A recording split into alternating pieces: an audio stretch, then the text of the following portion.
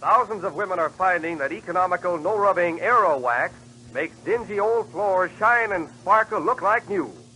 Just apply, and in 6 to 9 minutes it dries to a hard, lustrous waxed finish that saves countless scrubbings and polishing. Yet, Aero Wax costs only 25 cents a pint at grocery, hardware, drug, and chain stores. Get Aero Wax, Aerowax, tomorrow.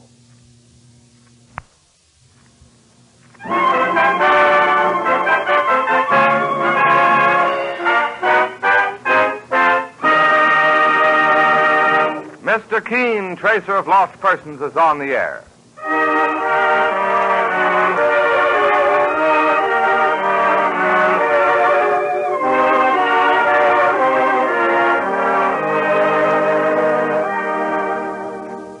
Ladies and gentlemen, the makers of Colonos toothpaste present Mr. Keene, Tracer of Lost Persons, one of the most famous characters of American fiction in one of radio's most thrilling dramas.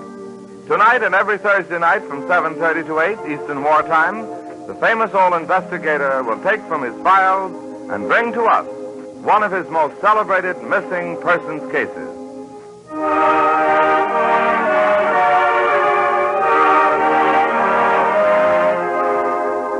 But first, if your teeth are not every bit as bright and lustrous as they should be, resolve right now to bring out the natural sparkle of your smile with Colonos, a high-polishing toothpaste. You see, the new Colonos acts on your teeth as a jeweler's polish does on tarnished silver, safely, gently removing dingy surface stains, thereby uncovering the full natural sparkle of your smile. Ask your druggist for Colonos, K-O-L-Y-N-O-S, Colonos toothpaste.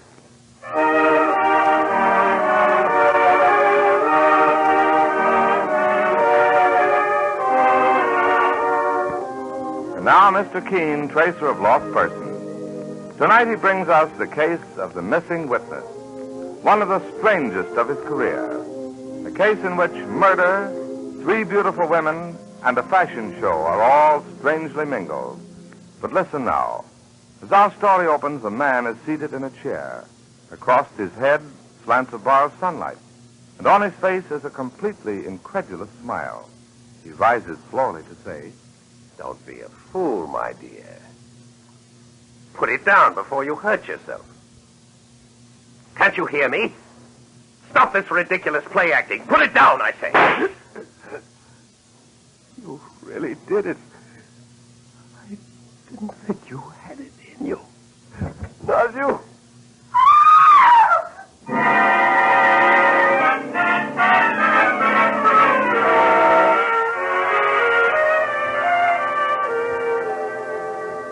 Now our scene shifts to the quiet office of Mr. Keene, as his spinster secretary, Miss Ellis, enters to ask a favor.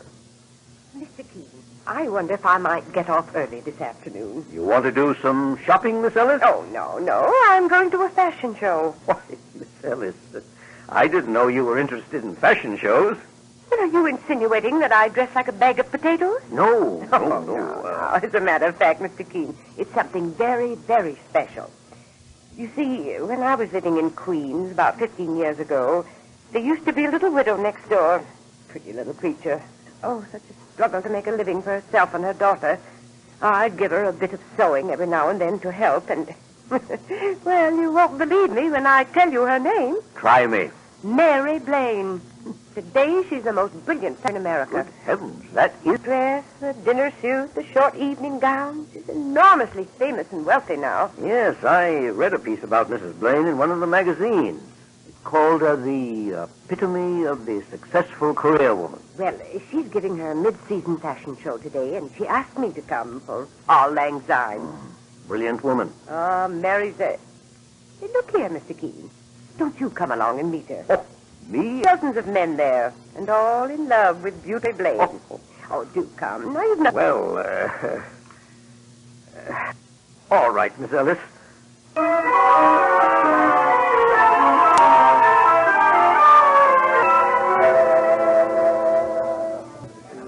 see, Mr. Keene, I told you that... Oh, that's the general talking to her, right? She is beautiful, all right.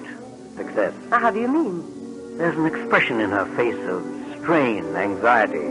maybe. Oh, she's noticed me. Here she comes. Isn't she stunning in that little gray number? Miss Ellis, I'm so glad you could come. Well, thank you, Mary, dear. And I took the liberty of bringing my boss, Mr. Keene. How do you do, Mr. Keene? Delighted to know you. I've been hearing about you for years from Miss Ellis. How wise you are. And how kind. Now, don't give away any secrets. But it's very sweet of you to break away from all those generals and things to say hello to just me, Mary. You were my friend when I was nobody. Well, you've always deserved the best friends in the world, Mary. And, oh, look, somebody's waiting to you. Oh, my manager. It's time for the show to begin. I'll have to get up to the microphone there to announce the new models as they come by. I'm so glad to have met you, Mr. Keene. The pleasure was mine. Yes, she's lovely and famous, but not quite happy. Oh, you with your X-ray eyes.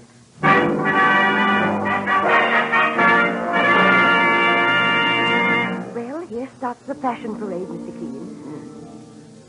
Ladies and gentlemen, for my first offering, a long dinner dress with panel of pleated white chiffon, tied with a grosgrain ribbon at the back.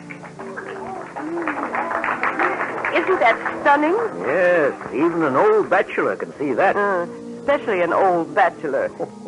It's funny, I don't see Eric Plummer here, Miss Keene. Eric Plummer, you mean the portrait painter? Yes, and gay dog #1 of New York. Oh, they're good friends, Miss Ellis? He's been infatuated with Mary for some time. You mean he and Mrs. Blaine are going to marry? Well, Mary's a strange one, Mr. Keene. Never quite sure whether men love her for herself or her importance. But it seems that Eric Plummer has finally won her heart. And now a black velour suit with lean plum-lined skirt, a double-breasted jacket with high scrolled lapels and a scrolled hip pocket. Oh, look, Mr. Keene, over there by the door. Yes, Miss Ellis? That charming little blonde, that's Mary's daughter, Bunny. Quite a young lady. It's hard to believe that Mary would have a daughter 18 years old. Yes, she's still so young herself. Mary won't be too pleased about her coming here. Why? Well, Mary just likes to keep Bunny away from business and career and men of the world. Oh. Mary's learned to value everything old-fashioned. A little white house with chintz curtains. In other words, one of America's greatest career women thinks that a woman's place is really in the home. And a simple home. Miss Ellis. Miss Ellis. Hello, Bunny, dear. Miss Ellis, how long has the show been going on? About 15 minutes. I must talk to Mother. I must. But, dear, she's up there at the microphone. You can see. Something horrible has happened. I must talk to her. But, Bunny, what do you mean? And now is my last offering before the intermission. Another short dinner dress.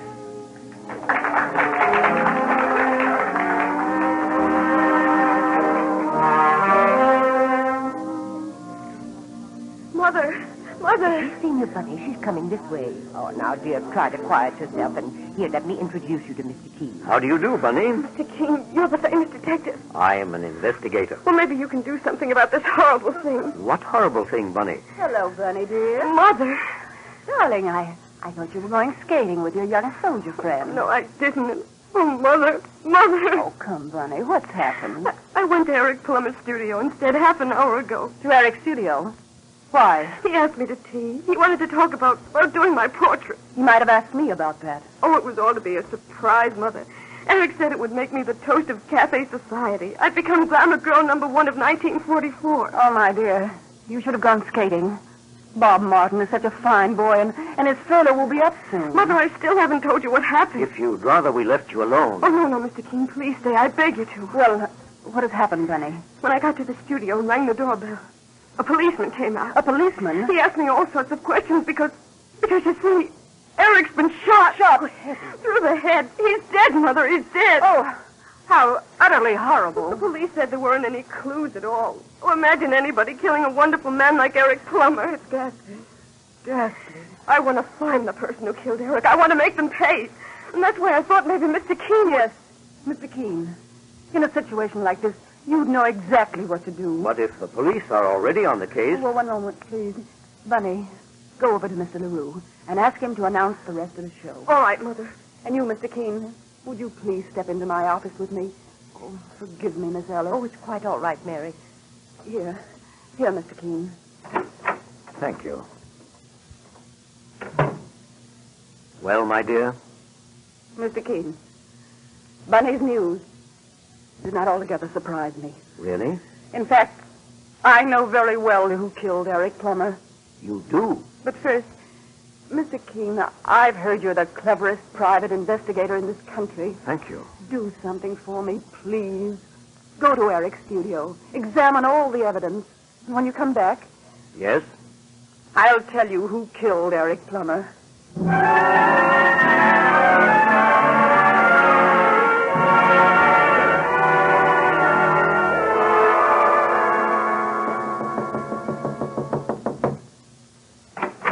Good afternoon, Captain Thomas. Oh, well, if it isn't Mr. Keene, your assistant with you, the one and only Mike. Glad to see you both. Good day to yourself, Captain. You're handling the police investigation, Captain? That's right, Mr. Keene. Come in. Thank you. Well, what brings you here, if I may ask? I was with Eric Plummer's fiancée, Mrs. Mary Blaine, when she got word of the shooting. She's very upset, naturally. She asked me to look into it. Do you mind? Not at all, Mr. Keene. It's murder, all right. Has the medical examiner been here yet? We're waiting for him now. If I might look at the body. Certainly. This way, sir. In this room here. Well, there he is. Just the way we found him. He had been sitting by his easel in the center of the room. But there's nothing on the easel, boss. Just an empty frame. Quite right, Mike. We figure there was once a painting there, Mr. Keene, and the person who shot him was being painted. Then ripped it off the frame to avoid identification. Yes, very possible indeed, Captain. Now then, if I may look at the wound. Right there in the head. No powder marks. No. The path of the bullet, it entered just above the right ear at a distance of... What would you say, Captain? Doesn't it seem to you that bullet was fired from 15 feet or more? I leave that kind of guessing to the medical examiner. Oh, may I ask why you're staring at the walls now, Mr. Keene? I was wondering about the proportions of this room. I measured it already. 20 by 20. Oh, thank you. No sign anywhere of the gun that killed him? None. May I ask how you learned about the shooting? Through a neighbor. The shot resounded pretty loud in the air shaft back of that window there. And the neighbor who heard it? The gal who has the studio in the back. Portuguese gal. Rosa Avalar. She was taking a bath at the time she heard the shot. Quick as she could, she came and knocked on the door here. No answers, so she sent for us. Well, thank you, Captain. I won't trouble you any further.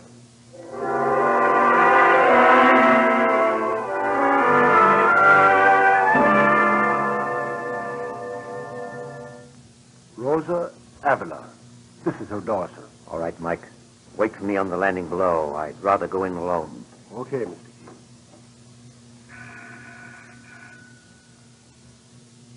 Keene. Miss Avila? Yes? I'm taking a hand in the investigation of the murder next door. Well, I have already talked to the police. Just one or two questions more. Why not? I want to help as much as I can. This Mr. Plummer was a very kind gentleman. In what way? Oh, he is a painter, and I am a painter.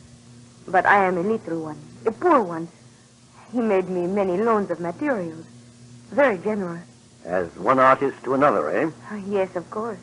Well, what I'd like to know is, did you see who entered his studio in the hours before he was shot? No.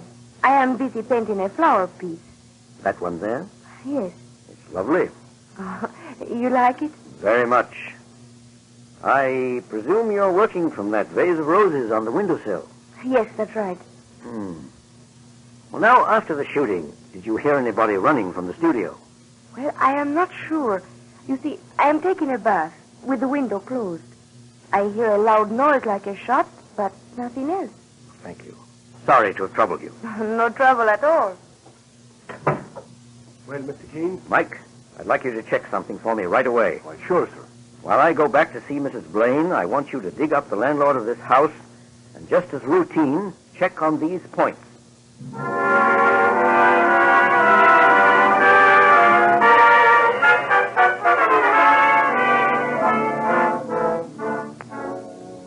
In just a few moments, the scene follows between Mr. Keene and Mary Blaine.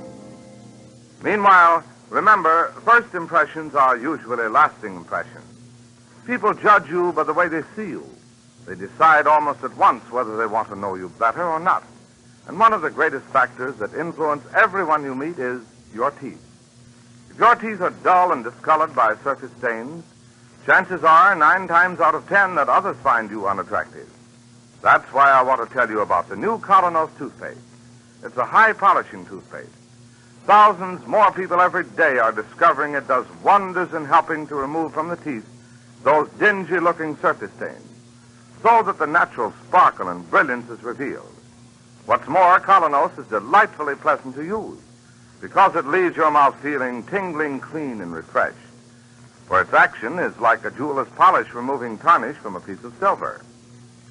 So if you want a smile that makes a good impression, that adds to your charm and personality, try the new Colonos toothpaste, a high-polishing toothpaste.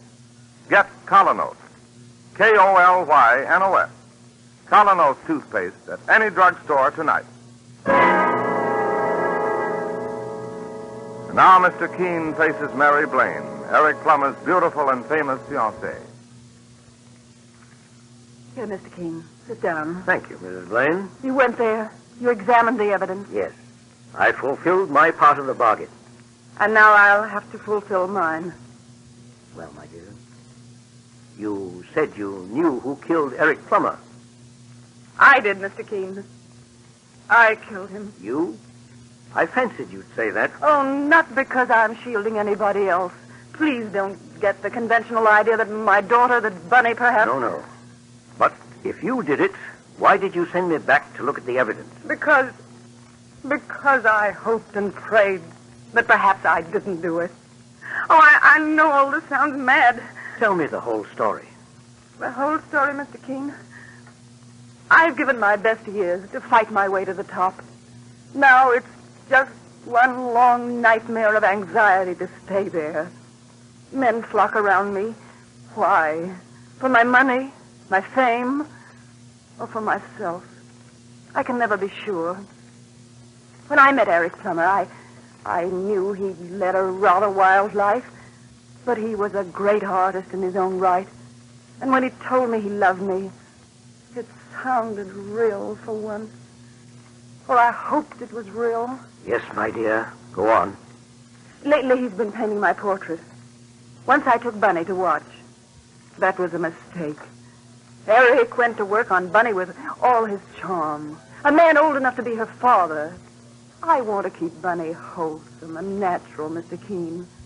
I asked Eric again and again to stop turning her head. Today, this morning, I went to sit for him again, and to have it out with him once and for all. I was sitting on the dais, and he was painting. He looked up and laughed. He said... Well, my dear, you wouldn't be jealous of Bunny now, would you? Don't be silly, Eric. I just want you to leave Bunny alone. Such a hackneyed situation, isn't it? The poor man starts by falling in love with the mother, and then suddenly he sees that after all, it's the daughter he loves. Eric, you don't love anybody. It's all a game with you. Ah, me. The eternal triangle. He'd taken that tone with me before, Mr. Keene. Laughed at me. This time I was desperate. I wasn't going to let him ruin Bunny's life. I brought along a revolver. I took it from my bag. Eric looked up and said... Mary, you're much too sophisticated for that kind of nonsense. You must promise me never to see Bunny again. Eric, I'm serious about this. Believe me. Don't be a fool, my dear. Put it down before you hurt yourself. Can't you hear me? Stop this ridiculous play acting. Put it down, I say. You really did it. I didn't think you had it in you. And there he lay dead before you, Mrs. Blaine. Mr. Keene, will you believe me? I was horrified. I never really meant to pull that trigger. I only wanted to frighten him. And suddenly, he was dead. I suppose I should give myself up to the police. One moment. Before you do anything like that, what has become of the gun? Well, after I ran from the house, my first thought was to get rid of it. I threw it away. Where? There was a can of cinders standing in front of one of the houses. I pushed the gun inside and covered it over. That, my dear, was a great mistake. You went and buried your own best witness. Witness? Yes. To the fact that you never shot Eric Plummer. But I didn't shoot him. No. It was a physical impossibility. Why? Why do you say that? Better answer. Hello. Begging your pardon. May I speak to Mr. Keene? One moment, please. Mr. Keene. Thank you. Hello? Boss, Mr. Keene. Oh, hello, Mike. What'd you find out? Boss, you hit it on the nose. Good, Mike. I'm glad. Now, something else for you to do. Yes, sir. Check with the sanitation department at once. Ask what they've done with the cinders they removed this morning from the 3000 block in East 58th Street. Cinders? What I'm really after is a gun. The caliber 38. 38. Mike, we must have it. Talk of a needle in a haystack. I know you won't fail me, Mike. Okay, sir. So you think I did not kill Eric? Strange, isn't it? That I have to get evidence to convince you of your own innocence. But if I didn't, who did, Mr. Keene? That, my dear, is another story, and a rather tragic one. Forgive me if I run along now.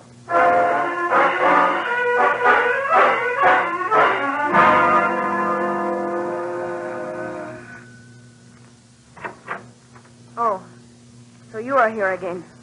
The old gentleman. Yes, I'm afraid I must trouble you again. With more questions? This is a matter of life or death. For whom? A woman, her daughter, other persons. Well, what do you want now? Permission to inspect your studio. I want to study the layout. Sorry, I cannot talk to anyone. Miss Havelock! She slammed the door in my face.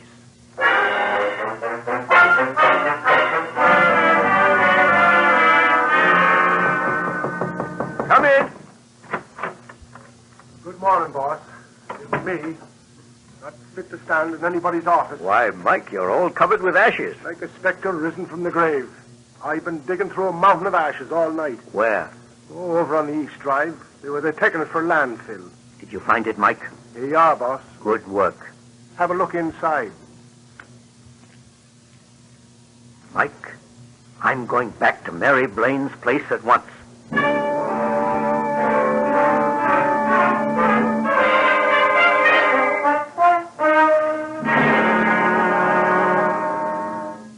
I beg your pardon, sir.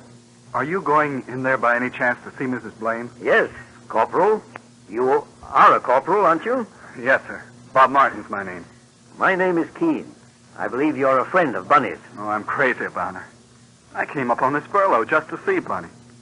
She locks herself away from me, won't come to the phone. I'm not sophisticated enough for her, I guess.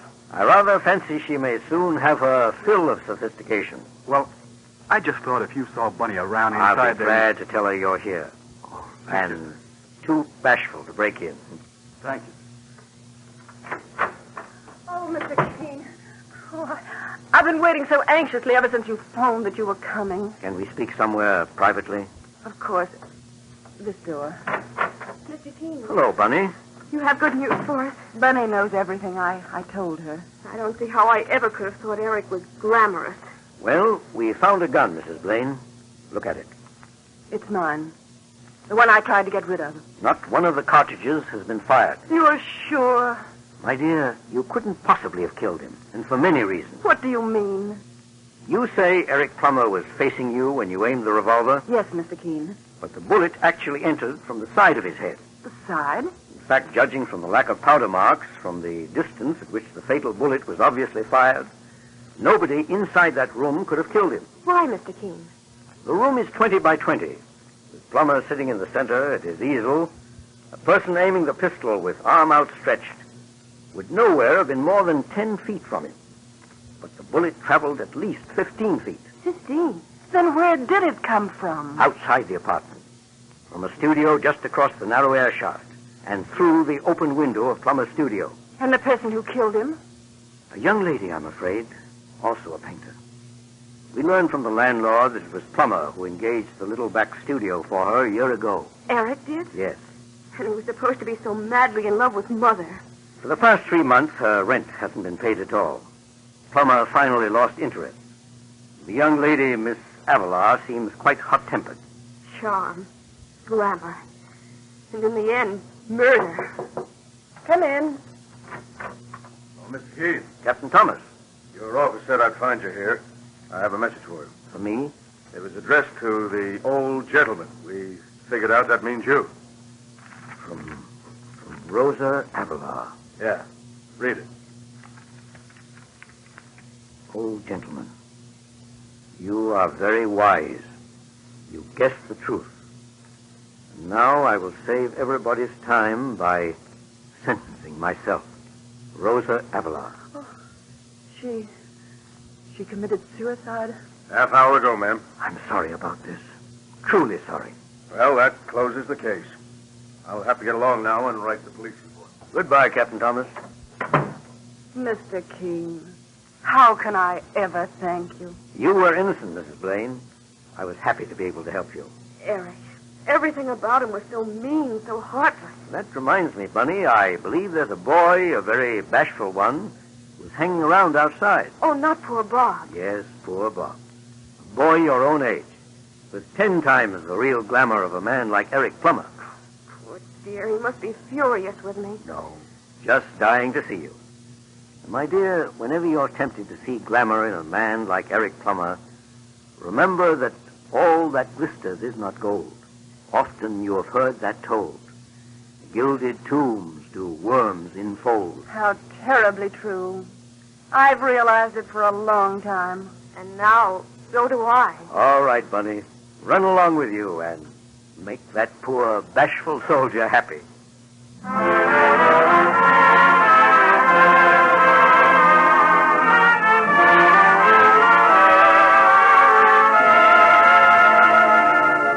And so Mr. Keene concludes the case of the missing witness.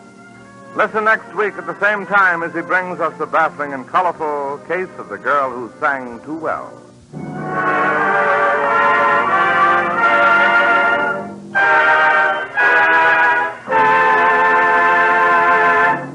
Every girl and woman knows that in order to be popular today, one of the most important things she needs is an attractive smile. A smile that reveals clean and sparkling teeth. And to the man in business, teeth that make a good impression are just as important, too. If you're not certain that your own teeth are as attractive as they should be, here's something you will want to know. The new Colonos High Polishing Toothpaste does wonders in helping to remove those dingy surface stains. Helps reveal the natural brilliance of your teeth that adds so much to the charm and personality of your smile. I'll tell you why it does this. Its action on teeth is like that of a jeweler's polish on tarnished silver. So start using Colonos, a high polishing toothpaste, yourself, right away. You can get Colonos, K-O-L-Y-N-O-S, Colonos at any drugstore tonight.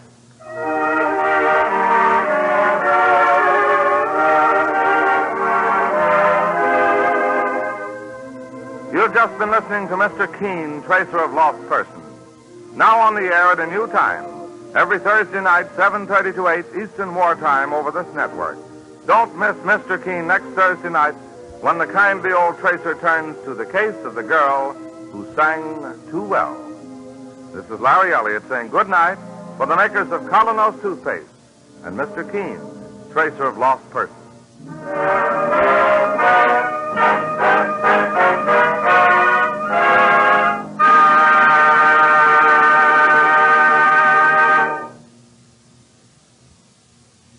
Ladies, there's a wonderful new way to make floors sparkle like new in 6 to 9 minutes flat.